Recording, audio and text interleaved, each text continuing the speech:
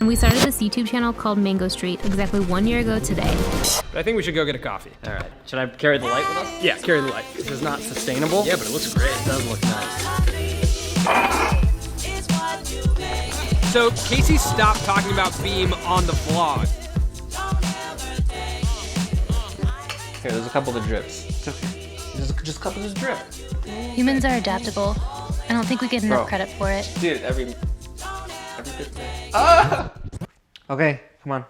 Un segundo, por favor. Oh my god. Okay. So Colin and Samir, they're based in LA. They make content about, what do they make content about? It's hard to say what it is at first. I think what it is about these two dudes is that they feel very similar to us.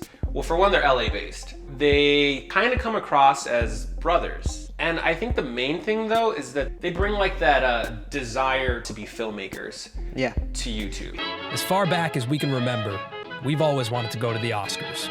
It's really exciting when you stumble upon other brands or YouTubers who are kind of doing things that you want to be doing. Even in their About section, it says Colin and Samir are filmmakers based in downtown Los Angeles. I mean, they're on the rise right now.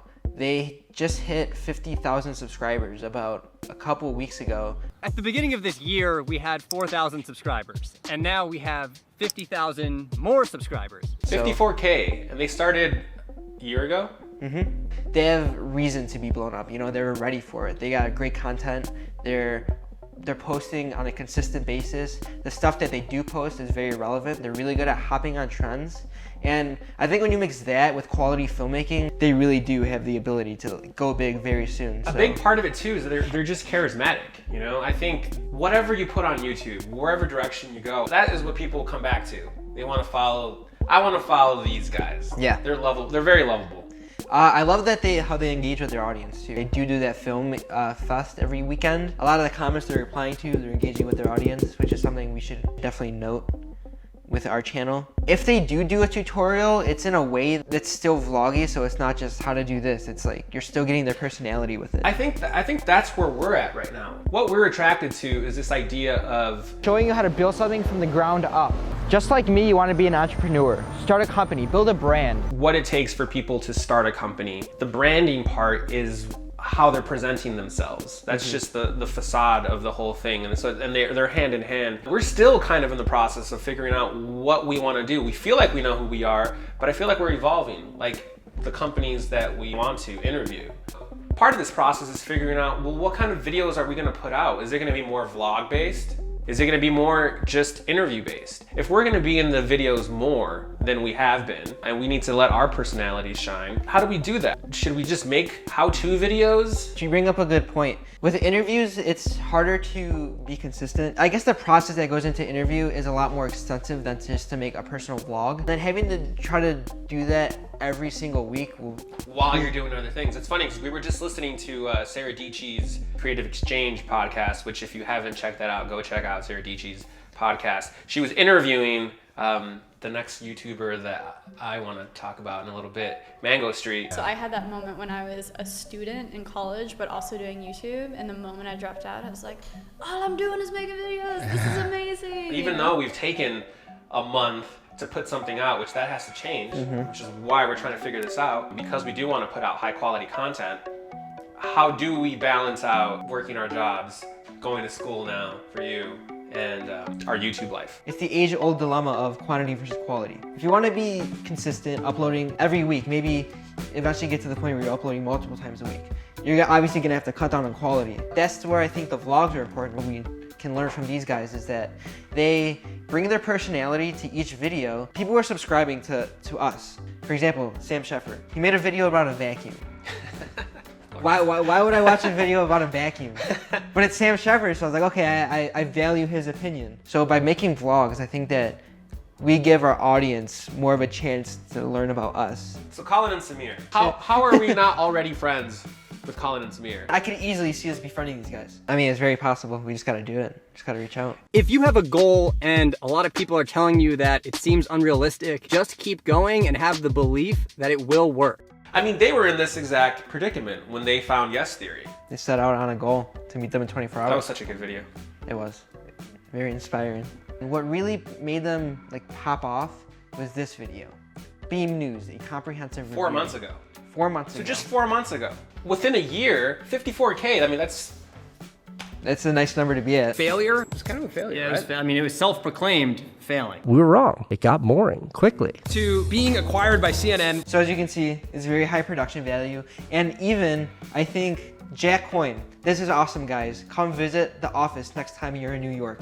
So Beam is aware of this video at this point. A couple weeks later, Jack Coyne's fired. He wants to move to the West Coast, the best coast. Who better than Colin and Samir? These two lovable guys reached out. They're very good at doing what they love. Let's get in an RV. Let's just go wherever it takes us. Because Casey worked with him, and you know the power of a Casey Neistat shout out. yeah. Ceredici. They're ready to blow up. They have the ready. content, they're posting consistently, they have quality material to share, they're lovable people. It's the recipe, it's the recipe for going viral. Recipe. So now here we are, Colin Samir, 54,000 subscribers later. 54K. They're in our city. Now I want to show you something. It's a young couple. They're fucking dope. I probably spent a good 3 hours on their YouTube page. Damn. When I first discovered them. All right, this video is called Our First Year on YouTube. And look at this thumbnail already. Hey there, we're Rachel, Daniel, and Carlton, and we started this YouTube channel called Mango Street exactly 1 year ago today. Here's the thing, I'm a perfectionist. You're starting to become one. I'm also a cleanlinessist. I guess another way to say that is a minimalist. Everything just has to be super clean. Daniel and Rachel, and they have a dog, Carlton. They started this channel a year ago. As of today, April 2nd, 2018, 587K followers. A year, and you guys have over 500,000 subscribers. Started from zero, over 500,000. Amazing. How do you do that in a year? How do you do that in a year? No, like seriously. Well, here's why. Like Colin and Samir, this couple is very, very likable. I think they filled a niche in the YouTube market, which I think we're trying to do, and that's bring a very cinematic, high quality element to just making videos. Part of what I think caught on with them is that they're photographers. Well, I think he started off as a graphic designer, and she was a wedding photographer. I'm a wedding DJ.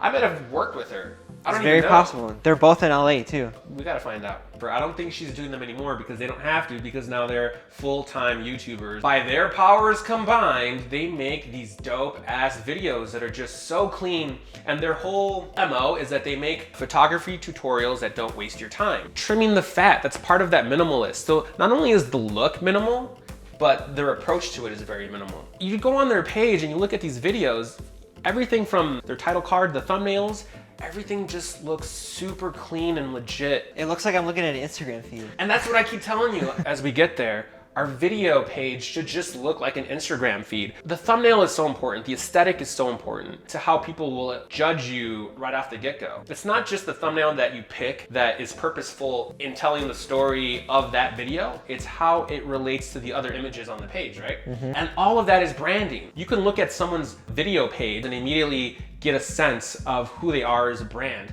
And when I first stumbled upon them, it was immediately like, these guys have it. They have that it factor. They're doing it right. The other part is the tutorial factor. Everyone nowadays wants to be a photographer, is a photographer, especially with these. Big market of YouTube, of people that go on YouTube, they use it as a search engine. Which is how he used it. I'm self-taught in a lot of different areas, so I relied on tutorials a lot. So that's mostly what I use YouTube for. I was like, oh, it's just tutorial machine. You were the YouTube guy. You're the one that was like, let's make some content. I used YouTube as, how do I build a deck? Yeah, there's so many people that they just go on it. That's the hole they're filling in the market. Everyone's gonna type in how to shoot an Instagram video. And which video are you gonna watch? One that just throws someone's face with an Instagram logo, or one that actually looks aesthetically pleasing? The location that they shoot their videos is their house. Yeah. Their house has this very industrial, hipster, Everything, minimalist. everything falls into the brand. Well, we just bought a house, so that's gonna be our aesthetic. There's a suburban house in the valley. They're a prime example of whatever your craft is, whatever skill set you've already invested your time in having, that should lend itself to you making content on YouTube. Then you actually have something to offer people. Together, separately. Flew to the Midwest for a wedding. And I gotta say, there's something about the quality of their voices too. Everyone's so focused on the visuals. what kind of camera did you use? What did you shoot it in? What kind of frame rate? That they always neglect sound. So there's something about their voices in particular. Hers is like a little subdued. It's almost calming in a way. It's very calming, You it's know? very soothing. Subconsciously, I think that lends itself to this like very clean aesthetic. And I think they complement each other well. And they Because he's complement got like that deep, almost baritone. baritone voice. Back to San Francisco for the old day job. It was time for a vacation. Can we get a drone? Okay.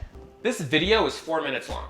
They're able to pack their whole year in review in 4 minutes. Everything has purpose, and it's People may not interpret what is making this good, but it's the editing, and it's so time consuming to do things like this. that's part of the reason I love them. They don't care. They're just all about that, producing great content. What's one of your favorite videos of theirs? I think you'll like this one too. Click on this one. I love those following shots. This. Okay. Rachel. This shot, I don't know where this was taken, but it looks like a riverside house. It looks like Riverside or Oak Park. Oak Park. Some western suburb of Chicago. This video, especially, I don't think we get enough credit, hits home. Because I just moved to LA around the winter time. I know the difference between Chicago winters and LA winters. And you perfectly articulate exactly that feeling in this video. To combat snow, streusel. To combat cold, carols. Hands clenched, staring straight at the dashboard as ice crystals loosen their grip on your windshield. It's like poetry. It's beautiful. That's what this is. This is an indie film set to poetry, shot beautifully, executed perfectly.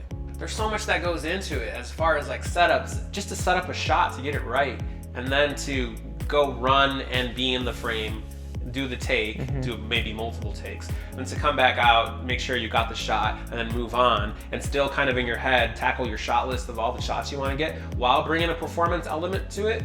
I mean, it's tough, it's a lot of work. Like, it's easier to forget those things, but that all goes into the production value. Both of these channels are duos, very similar to us. Mango Street, couples. Colin and Samir, best friends. Jonathan and Nathan, Brothers. You know, I'm new to this YouTube world. Our taste has led us to these two channels. I think it has been very inspiring. It's helped to articulate who we are and where we want to go. This is what we're preaching as brand builders, people that we're interviewing, is just do it. Just make things happen. We're just starting out. All we want you to do is to keep an eye on us. We'll bring the quality content, just keep an eye on us. What do you think about that?